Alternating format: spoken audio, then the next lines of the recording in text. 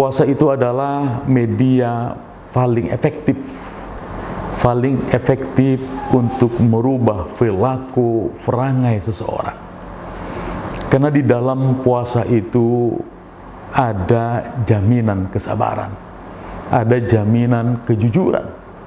Sabar, jujur itu sangat diperlukan, terlebih bagi insan akademik di mana saja berada.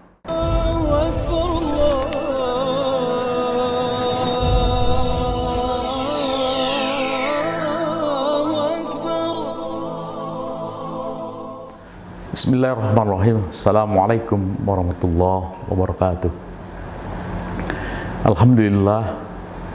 Alhamdulillahilladzi ja'ala ramadana syahra siyam.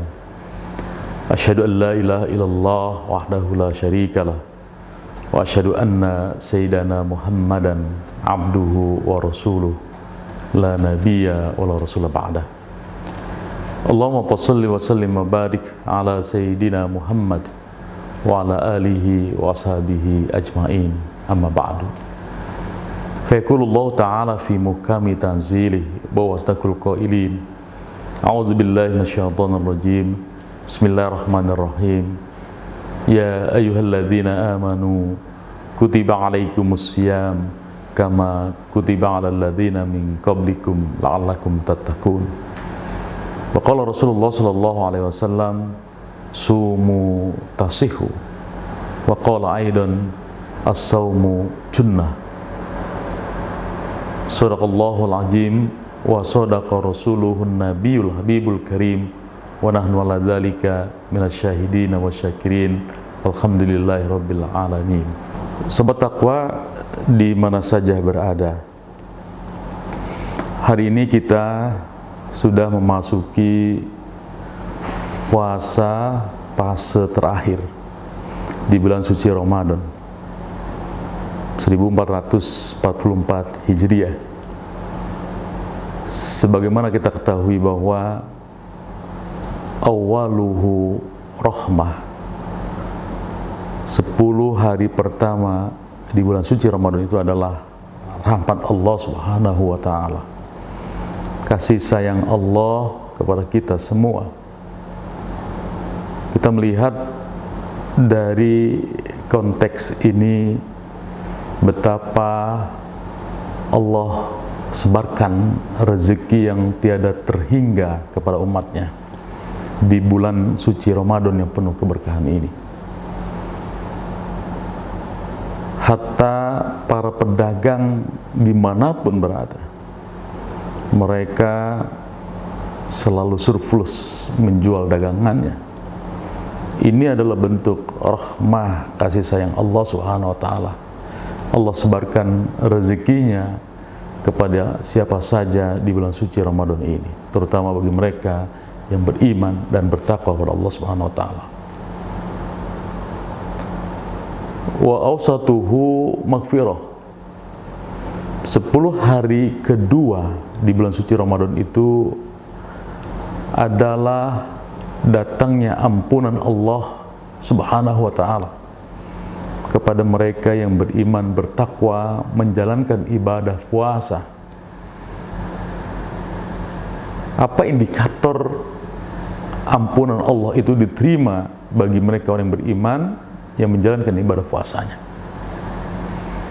Salah satu indikatornya adalah keringanan untuk melangkahkan kaki ke masjid, ke musola, untuk melaksanakan sholat tarawih, sholat witir berjamaah dengan yang lainnya. Keringanan untuk bertadarus Al-Quran, keringanan dalam memberikan sedekah di bulan suci Ramadan ini.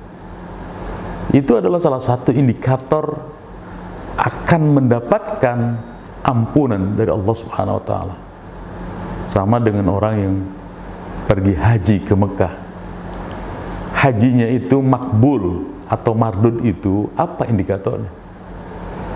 Orang yang pergi haji kemudian kembali ke tanah suci, semakin meningkat ibadahnya, semakin bertambah takwanya, itu adalah salah satu indikator hajinya makbul. Berbeda dengan mereka yang selepas pulang haji tetapi makin malas beribadah kepada Allah. Itu salah satu indikator hajinya mardud. Sama dengan orang yang mendapatkan ampunan di bulan suci Ramadan, itu adalah indikatornya ringan dalam melaksanakan ibadah kepada Allah Subhanahu wa taala.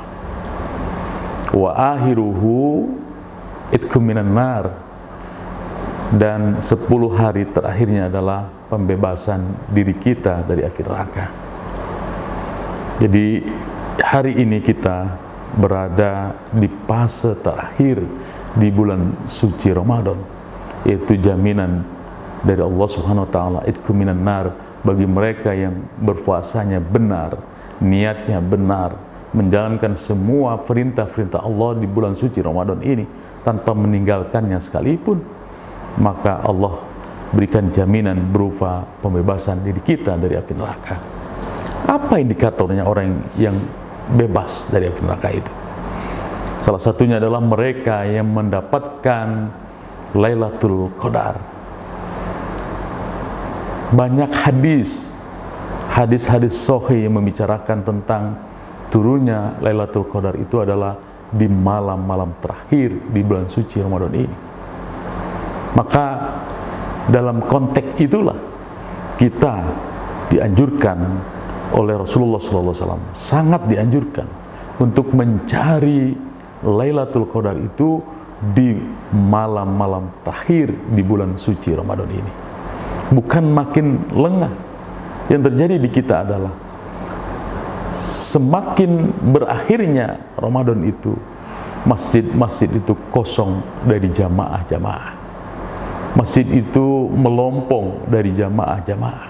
Tidak seperti awal datangnya awal 1 Ramadan, masjid itu penuh berjubel dengan para jamaah. Tapi begitu mendekati akhir-akhir Ramadan, jamaah itu menyusut. Bahkan ada satu masjid yang jamaahnya hanya 1 baris saja. Ini memprihatinkan buat kita semua. Padahal Rasulullah SAW sudah memperingatkan bahwa di hari-hari terakhir itulah hari penentuan. Apakah kita mendapatkan Lailatul Qadar atau tidak? Itu salah satu indikator orang yang dibebaskan dari api neraka. Sobat takwa yang dimuliakan Allah Subhanahu wa taala. Dalam relevansinya dengan pendidikan. Puasa itu adalah media paling efektif untuk merubah perilaku perangai seseorang. Karena di dalam puasa itu ada jaminan kesabaran, ada jaminan kejujuran. Sabar, jujur itu sangat diperlukan, terlebih bagi insan akademik di mana saja berada.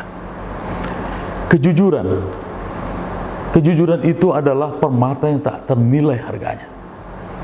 Bagi mereka yang sudah melaksanakan ujian tengah semester misalnya, seringkali para mahasiswa, para pelajar hanya mengejar skor dengan nilai tertinggi, tapi melupakan prosesnya. Mereka menyontek, mereka membuka catatan, mereka mencari lewat Google searching dan sebagainya. Padahal yang dibutuhkan dari ujian tengah semester atau ujian akhir semester itu adalah kejujuran untuk menjawab.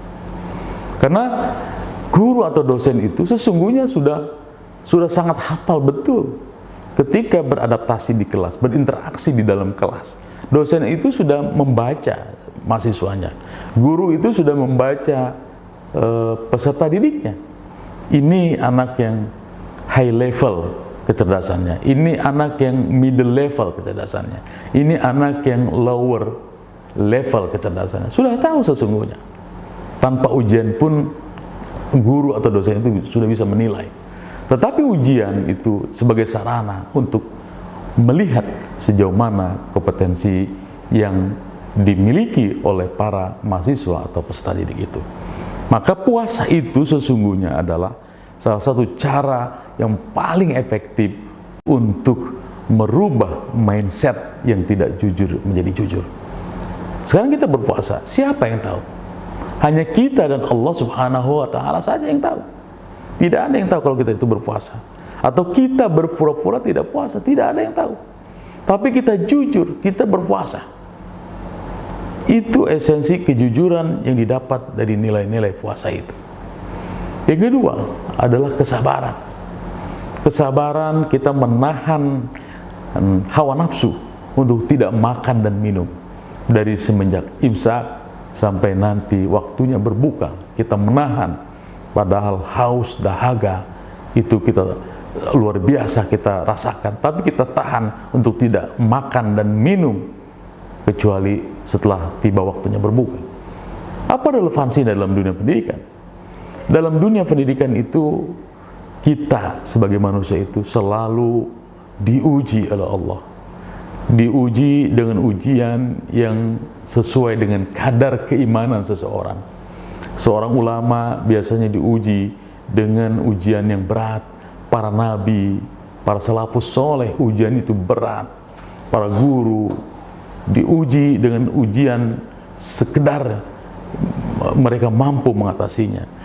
Juga dengan mahasiswa, dengan siswa, mereka juga diuji.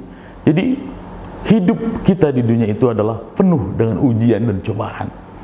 Maka dibutuhkan kesabaran, energi sabar yang berlipat-lipat, yang tidak hanya sekali, tetapi 1000 kali kesabaran harus didapatkan dalam konteks menghadapi kehidupan di dunia yang fana ini. Karena pada akhirnya nanti orang yang berhasil itu adalah orang yang sabar menjalani kehidupan ini dan orang yang jujur di dalam berperilaku di dalam kehidupan ini. Sobat takwa yang dimuliakan Allah Subhanahu wa Ta'ala. Maka dari itu kita bisa melihat konteks puasa itu sesungguhnya adalah sebagai sarana kita mendekatkan diri kita kepada Allah Subhanahu wa Ta'ala. Kita melihat perintah puasa itu ternyata tidak hanya dilakukan oleh manusia ansih. Di dalam Al-Quran disebutkan, ya ayyuhalladzina amanu kutiba alaikumussyam kama kutiba alal ladzina min qablikum. Berpuasa itu sesungguhnya pernah dilakukan oleh umat-umat terdahulu. Siapa mereka? Umat terdahulu, umat sebelum umatnya Nabi besar kita Nabi Muhammad SAW itu pernah melakukan puasa. Bahkan Nabi Isa, Nabi Musa pernah berpuasa. Ketika Nabi Musa alaihissalam berada di Bukit Tursina atau Bukit Sinai, menerima 10 perintah Allah Subhanahu wa Ta'ala, beliau berpuasa selama 40 hari 40 malam. Sama dengan Nabi Isa alaihissalam, sering berpuasa selama 40 hari 40 malam. Kemudian kita melihat juga Nabi Nuh alaihissalam ketika terombang-ambing di lautan luas, beliau juga menyuruh kepada umatnya yang ada di kapal itu, di bahtera itu, untuk berpuasa. Lalu kita melihat juga Nabi Adam alaihissalam ketika diturunkan ke dunia ini, beliau juga berpuasa. Nabi Adam alaihissalam berpuasa setiap bulan 3 hari. Setiap bulan 3 hari beliau berpuasa setiap bulan. Maka kemudian dalam syariat Islam itu puasanya Nabi Adam itu disebut dengan Ayyamul Bid. Kita berpuasa pada tanggal 13, 14, 15 bulan Hijriah. Kemudian kita melihat juga Nabi Daud alaihissalam, beliau juga berpuasa. Sehari berpuasa, sehari berbuka. Ini mengindikasikan bahwa sesungguhnya puasa itu adalah ibadah tertua yang ada di bumi ini. Kemudian kita melihat puasa itu juga tidak dilakukan oleh manusia ansih. Puasa juga dilakukan oleh hewan dan tumbuhan. Kita melihat ketika beruang kutub dia melakukan hibernasi di tempatnya ketika terjadi cuaca yang sangat ekstrim. hibernasi ini berdiam diri, menghemat energi agar tidak keluar energi begitu besar, karena dalam kondisi yang cuaca yang sangat ekstrim. Para binatang kutub utara itu mereka melakukan tata cara dengan berhibernasi. Ini adalah kalau kita baca dalam konteks agama atau syariat, hewan ini sedang berpuasa. Kemudian tumbuhan juga sama. Sebuah benih yang ditanam itu tidak lantas dia tumbuh berkecambah. Benih yang kita tanam di tanah itu tidak langsung tumbuh berkecambah, menunggu proses selama kurang lebih 14 hari. Itu yang dinamakan dengan teori dormansi. Jadi biji itu baru mengeluarkan kecambahnya ketika sudah melewati fase 14 hari. Artinya tumbuhan di sini dia melakukan puasa, self improvement terhadap dirinya. Nah, kemudian puasa itu adalah, Rasulullah mengatakan sumu tasihu, puasa itu sehat. Orang yang berpuasa itu sehat. Kita melihat begini, seorang yang akan dioperasi misalnya, salah satu cara agar operasi itu bisa berjalan dengan lancar, maka dia harus berpuasa, supaya ketika masukkan obat, asupan obat ke dalam dirinya itu, dia tidak lantas memuntahkannya.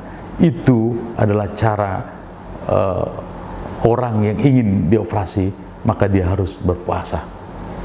Jadi puasa itu menekan segala resiko penyakit, penyakit gula darah, penyakit macam-macam yang disebabkan oleh faktor makanan.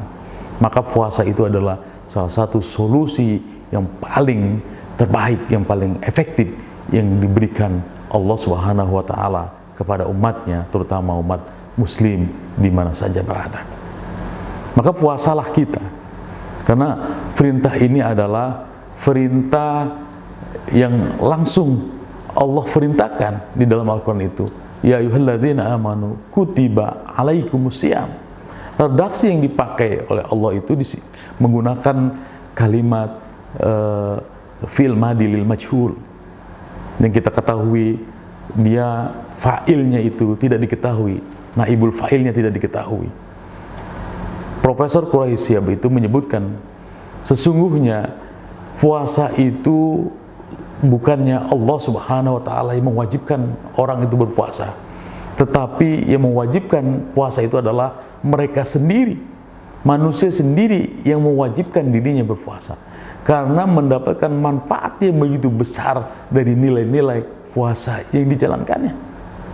Jadi ketika kita tahu manfaat dari puasa itu, maka setiap orang mewajibkan dirinya untuk berpuasa, karena puasa itu adalah dari sisi kesehatan mengandung kesehatan yang sangat luar biasa.